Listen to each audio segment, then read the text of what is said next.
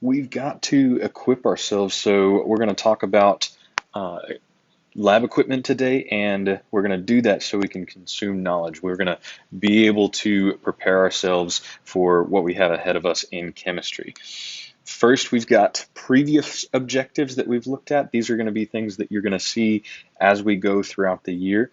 So we've got one can practice classroom or virtual procedures and routines to support my and my classmates' learning. I can build the community by respecting others' needs, encouraging those around me, and working together for a common goal. So that's going to be things like supporting each other, helping each other out whenever you guys have questions. And then last, I can practice focus note taking by writing notes using appropriate shorthand and symbols. So that's going to be something that you're going to practice today. We talked about and went through a little bit last week.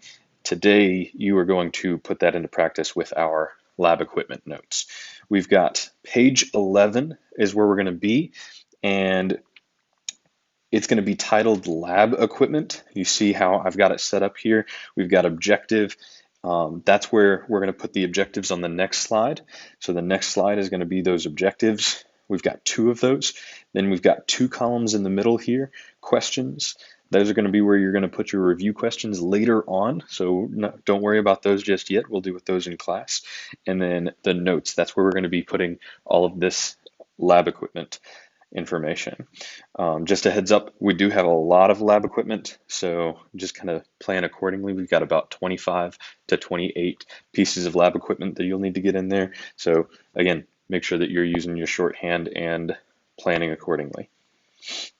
If you run out of paper, go ahead and continue onto a separate blank sheet of paper, and then I will show you in class how to get that put in. Okay, so if you run out of paper on this page 11, again, everything you do for lab equipment needs to go on page 11. So do it on a separate sheet of paper, and I'll show you how to get it into your notebook.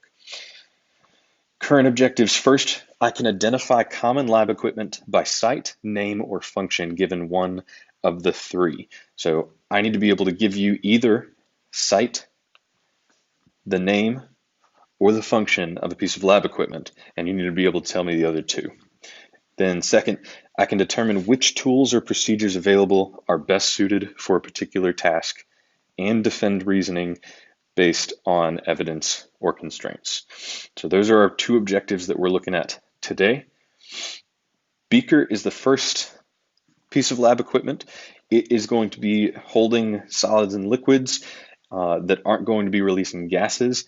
We want to make sure that whatever we put in this beaker doesn't splatter, like we'll talk about. And we'll talk about why here in a moment when we talk about an Erlenmeyer flask. So that's a beaker. We've got an Erlenmeyer flask. This one we can hold things that will release gases or splatter. And the reason is that triangle type design, that cone, helps keep it in. So if you imagine we had this beaker and you tried to swirl it around, it's going to be likely to spill out because it just has straight walls. The Erlenmeyer flask, when we swirl in an Erlenmeyer flask, because it's got walls angled inward, it's going to keep the liquid or solid in a lot better. So that's why Erlenmeyer flasks are for when you have releasing gases or when it might splatter.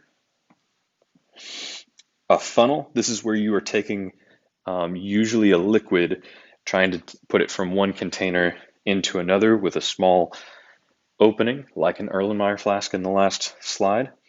That would be a funnel. A Florence flask, this isn't going to be tested. I do want to show you guys because we might encounter it a couple of times, but it's a Florence flask. It is like an Erlenmeyer flask, but it's a round instead of cone-shaped. Graduated cylinder, this is one that you guys often have already encountered a lot. It measures volumes of liquids, and we're going to be able to talk about a lot of that throughout our semester. We've also got test tubes. That's what I need you to be aware of, is just that these are test tubes. We do also have different sizes though. These are 100 millimeter. We've got 75 millimeter. And then this is an ignition tube here. But again, what you need to know is that they are test tubes. If we need to hold or carry a test tube, especially if it's hot. This is where you're going to use a test tube holder. And test tube brushes, if you are trying to clean out those test tubes, or if you're trying to clean out graduated cylinders, test tube brushes are the best way to do that so that you can get in there and make sure the soap gets everywhere. We've also got to hold various test tubes. Then that's going to be a test tube rack. This is really, really helpful if you have 4 or 5 different reactions going at the same time. You can be able to put them in a test tube and then put those test tubes into a test tube rack to keep them organized. Spot plates are similar as long as you have small reactions. So if you want to do a lot of different reactions in a small scale, that would be a spot plate. You can also call these well plates. Then a watch glass. If you have to transfer some small amount of solid, this would be one way to do that. We'll also talk about a weigh boat later, which is for the same purpose. The other thing that you can use watch glasses for is if you have to cover up a beaker, sometimes we'll use a watch glass for that. A glass stir rod is just basically a piece of glass so that you can stir whatever solution you're trying to stir. The reason you would use glass over metal is sometimes your metal will react with whatever you're trying to look at.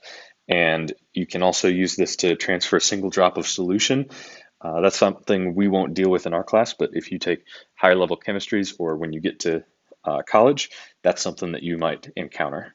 A medicine dropper, if we have to do drops of solution, this is what we're going to use. You can press that bulb on the left, have it pull up a certain amount of liquid, and then drop it into whatever you need to drop it into. So this is something that we'll use pretty regularly. Then a weigh boat, like I said before, again, this isn't something that's going to be tested, but this would be how you would use what you would use to transfer solids from one place to the other. This is also a big deal. You don't want to put something directly on a scale or a balance scale. So a lot of times we'll use a weigh boat or a beaker to put that on the balance scale first and then put our solid on it to figure out how much mass it has. Spatulas, we have 2 different types of spatulas. We've got the bottom left one. It's a larger spatula if you need to transfer a lot of substance really quickly. And then the right spatula is if you're trying to get very, very small amounts of your chemicals. As always, like we'll talk about with our lab safety rules, never ever want to touch chemicals, and these are 2 tools that helps us prevent that. Beaker tongs, if you have a hot beaker and you need to move it from one place to the other, or if you are heating a beaker and you need to take it off of the heat, beaker tongs are your best way to do that. Honestly, for us, they are probably going to be the only way that we're going to do that. If you are in like a kitchen, sometimes you'll have like oven mitts.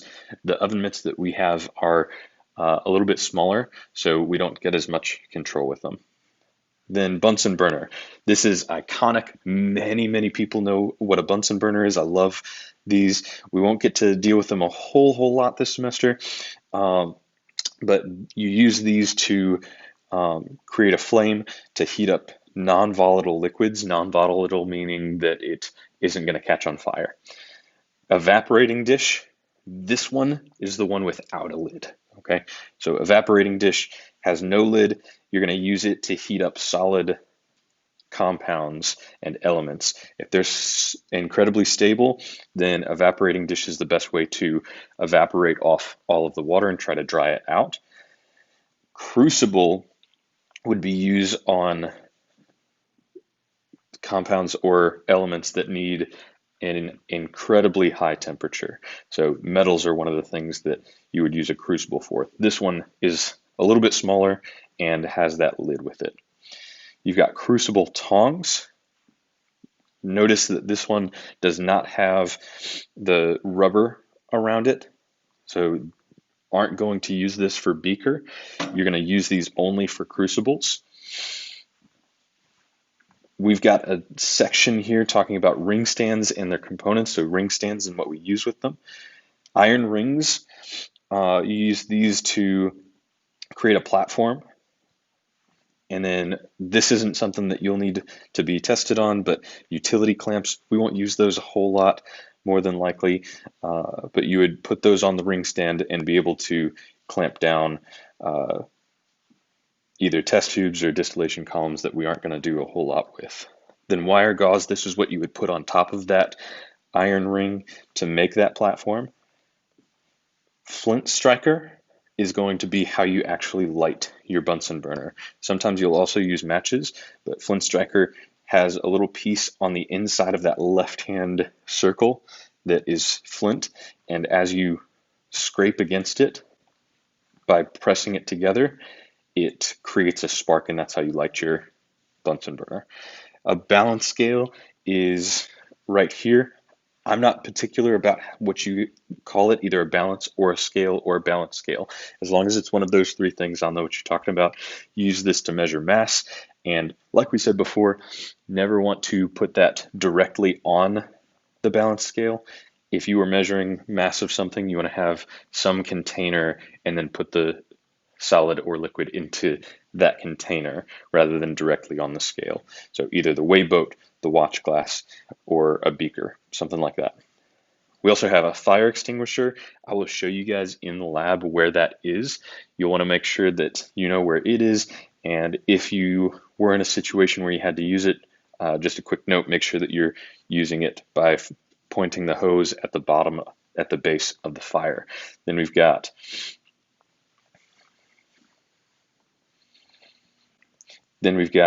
eye wash station and safety shower. This is in the very back of our lab. That top portion, the handle is what you pull if you needed the safety shower. We're going to do our very best to avoid that because it's not very pleasant when you do have to do it, but it is more pleasant than getting chemical burns. So then eye wash station at the bottom, you would use this if you got chemicals in your eyes. Again, we're going to try to avoid that whenever possible because not very pleasant. However, like I said, more pleasant than getting chemical burns in your eyes and potentially losing your vision. Now, a couple of notes. Why your lab safety is so important is because if you were to get something on your skin or if you were to get something in your eyes, the minimum that you're going to be washing that is 15 minutes. Okay, so 15 minutes to wash that out is the general rule of thumb. Some things are more if they're more dangerous, but generally 15 minutes. So you want to avoid that whenever possible. So just make sure that you're being mindful of those lab safety procedures, and you guys are going to be awesome with that. Just wanted to kind of make sure you were aware. Thank you guys. Again, that was page 11 on lab safety equipment and lab equipment. And thank you guys so much.